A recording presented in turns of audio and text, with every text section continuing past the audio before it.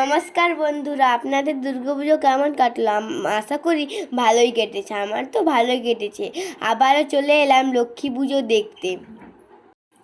বলো তো বন্ধুরা, এটা কোন জায়গার লক্ষ্মী পুজো?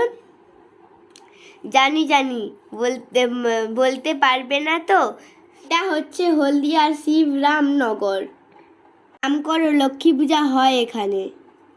আমি তো এসেছি, আমার সঙ্গে এসেছে মা, বাবা, ছোট্ট দুই বোনু, দিদা, বড় মামা, বড় মামি, ছোট মামা, ছোট মামি এবং আমি।